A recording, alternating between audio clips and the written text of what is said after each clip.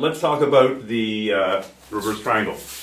There is a choke in judo. Okay, we'll start in the turtle. I know we're going to do it from side mount, escape from bottom side mount, but there's an attack in judo. I grab the lapel, grab the pants, drive my knee between his arm and his head. That's pretty hard to stop. Take my other foot and step in the armpit.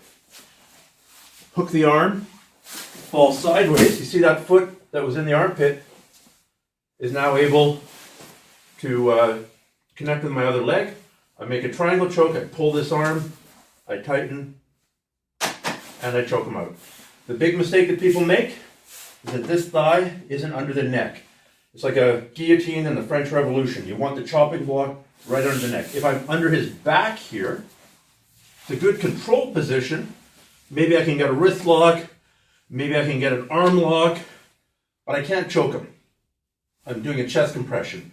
I need to adjust it so that his head is on the chopping block. So now how do you do this from the bottom? If you're on the bottom of side mount, you can do it. Now, this is not a high percentage technique. This isn't something that you should... I know I've got a great plan. I'm going to let him pass my guard, pin me in side mount, and then I'm going to try and sweep or submit him with this. That would be a really dumb idea. This is an opportunistic attack that you can pull off once in a while.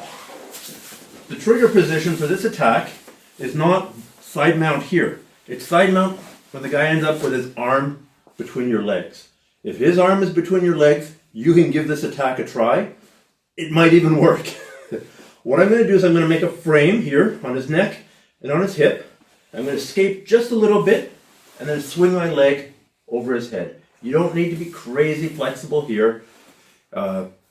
His head just can't be up here. Then you would need to be crazy flexible. But if I can use my humerus here to make some space and keep his arm trapped between my legs, I've got a pretty good chance of getting this.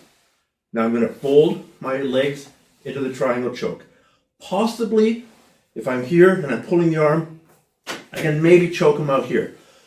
But if he really short necks and drives in and flattens out, I'm not going to be able to choke him. At this point I have two options. Number one, take my arm here, hook under the leg, and then roll him here. I might be able to finish this choke from the top. If you come back here please, Richie. We're here. I'm going to push, adjust my hips, catch him in the triangle choke. He sprawls back this way. Now I can push his hip with my hand, and I can reestablish the guard. That might not sound super sexy, but I have this guard out of side mount. I've used the threat of the triangle choke to escape the side mount. Incidentally, the way to counter this, one way to counter this, if I'm here and my arm is between his legs, maybe I can't even get it out right away. I got to be on super high alert for this choke. If he starts pushing my head, I know what he's going to go for. Right? So, counter one is to not allow my head to be pushed down.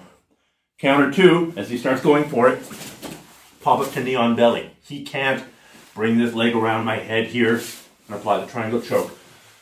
Counter three, if it's in the gi, you grab the material at the butt or right at the hem of the pants, and as he pushes the head, I do a push-up and I pin this hip to the ground.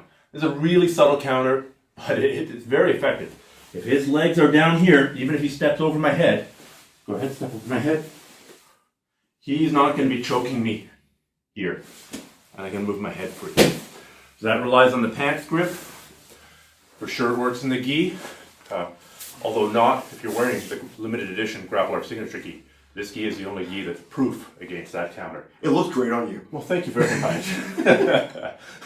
Don't worry, you get a percentage of the royalties. All right, guys. So that is the reverse triangle choke from the bottom of side mount.